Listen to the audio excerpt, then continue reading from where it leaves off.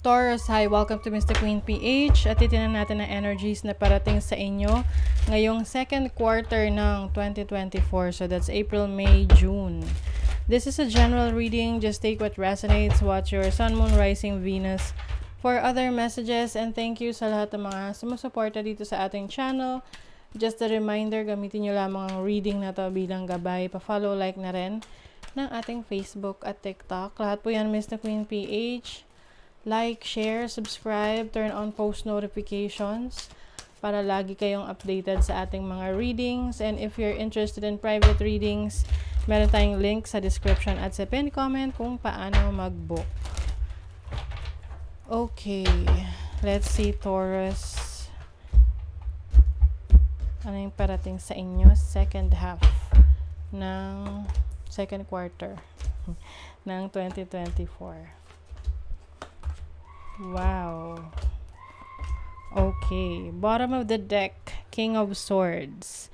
So, magiging medyo metikaloso kayo sa mga bagay-bagay, no? Sa mga decision making ninyo, sa mga susubukan ninyo, magiging maingat kayo.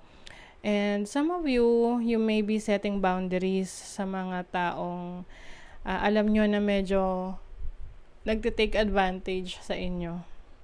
Three of Swords. The Emperor, yes. So, I feel like you're going to take control of your power. You're going to take back your power. With the Hermit card, marami kang magiging realizations about connections mo with other people.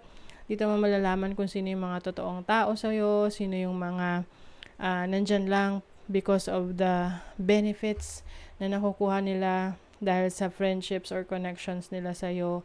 So, ngayon, you are more careful in choosing the people that you want to be around you. So your overall energy is the Nine of Cups, which is about happiness, wish fulfillment. I see a lot of mga parties, no? Especially kasi malapit na rin yung Taurus season.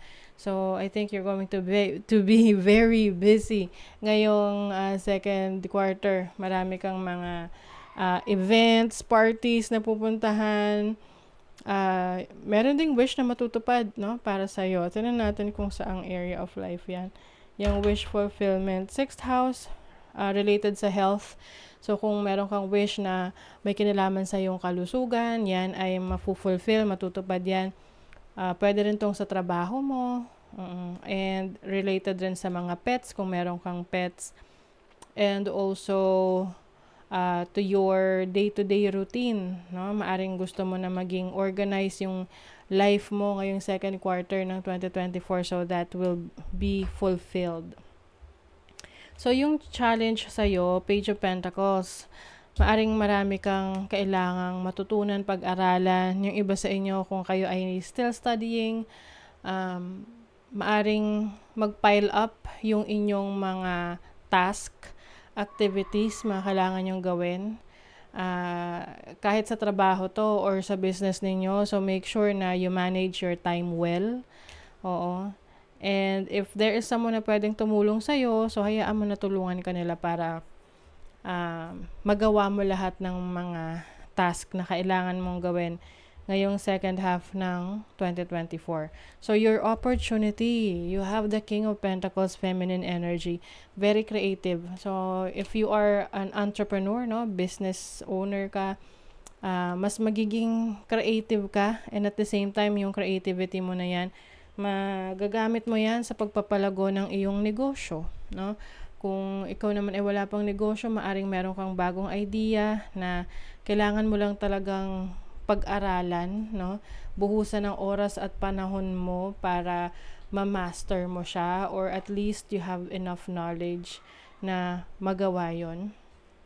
So, this is going to be successful for you.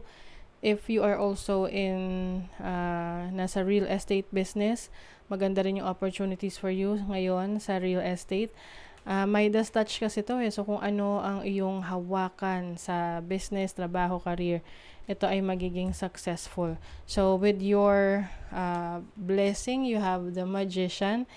Keep on manifesting kasi as long as you are taking action, you are putting the work doon sa mga gusto mong i-manifest, definitely meron talaga ritong mafu-fulfill na wishes. And some of you naman, mas lalo nyong gagalingan, mas lalo nyong i-improve ang inyong abilities, kakayanan.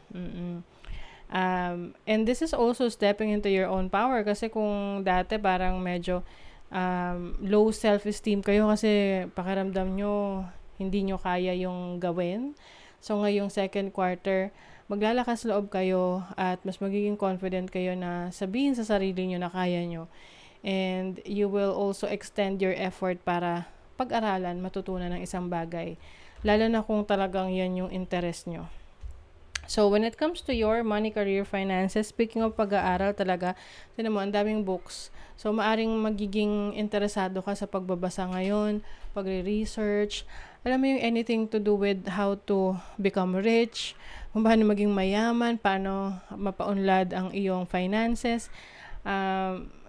Yun yung aaralin mo Maaring you will let yourself be influenced ng mga tao na business-minded. Oo. So, sabi nga yung success mo ay may kinalaman sa mga taong nakaka-impluwensya sa'yo. Yung hinahayaan mo na ma-impluwensyahan ka nila. So, kung ikaw ay surrounded by people na toxic, puro chismis inaatupag, so, maaring mahawa ka sa kanila at hindi ka makapag-focus sa goals mo. Pero kung you will surround yourself with people na business-minded, goal-oriented, no? Focus sa mga pangarap nila, then definitely mahahawa ka rin sa kanila at yun din yung magiging attention mo, no? Bibigyan mo ng attention ngayong second quarter ng 2024. Sa pagdating naman sa relationship, you have the Two of Swords and the King of Wands. I think, yung iba sa inyo unsure na kayo sa relationship ninyo. Kung kayo ay in a relationship right now, parang feeling nyo hindi kayo na, parang may kulang. I feel like may limitations. Pwedeng medyo stricto yung person that you are dealing with. Or pwede rin namang reversal yung roles. Yung person mo ngayon ang nag-iisip kung ano ba, masaya ba siya sa relationship mo with you, baka ikaw masyadong mahigpit sa kanya. So, just take what resonates. But I feel like there is a decision na kailangan gawin sa relationships or connections ninyo ngayong second quarter. This is about restrain Parang meron nililimit dito. So, the moment na masakal ang isang tao sa isang relationship, dyan yan lalong mas nagire-rebelde. No? So, be aware of your situation. Mahirap din naman masyadong mahigpit kasi yung iba dyan, ang gagawin, may mga activities na gagawin na hindi mo alam kasi nga, naghihigpit ka, stricto ka. So, might as well, give and take sa relationship. Okay, yan naman ang importante sa relationship. So, if you're single, I think hindi ka pa sure na kung gusto mong magkaroon ng relationship. Mukhang masaya ka pa sa sitwasyon mo ngayon. Masaya ka na malaya, no? Nagagawa mo yung gusto mo. You can talk to people you want. Be with the people that you want. Ina-enjoy mo yung freedom. Uy, may fame and recognition. So, maaring meron kang ma-achieve na goal ngayong second quarter, no? And mare-recognize yan sa trabaho, sa career mo, sa business mo. You also have, marami ka ring time para makapag-relax. Bakasyon, yan. Pagdi-distress, pagtanggal ng negative energies around you. Mas maraming time for, peace and quiet, ganyan. Express love through gifts. So, I think also, mas magiging appreciative ka sa mga tao sa paligid mo.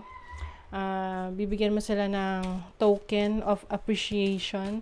Lalo na if you're a business owner, so maaring meron kang mga ibibigay na mga, bonus, mga incentives sa mga tauhan mo for their good work. Meron new love for some of you if you are wanting new relationship. Pwede rin naman tong bago mong mamahalin na trabaho or career or pagkakakitaan. So this is an opportunity for love in your work prospects or for spiritual growth.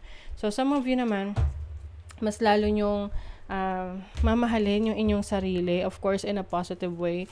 Self-love, self-care, mas bibigyan mo ng focus yung iyong welfare. Don't run from the darkness, embrace your shadow side. So ito rin yung magkakaroon ka ng shadow work which is connected to your spiritual growth. So meron kang mga i-reassess sa situation mo, sa ugali mo, sa paraan ng pakikitungo mo sa iba, and even your past, no? Maaring meron ka dong maiintindihan bakit ganun, no? Ano yung pinanggalingan nung ganitong klaseng energy sa'yo. So, this is very spiritual time for you, Taurus, for your spiritual growth. Okay? So, that is your reading, Taurus. Thank you so much. Bye!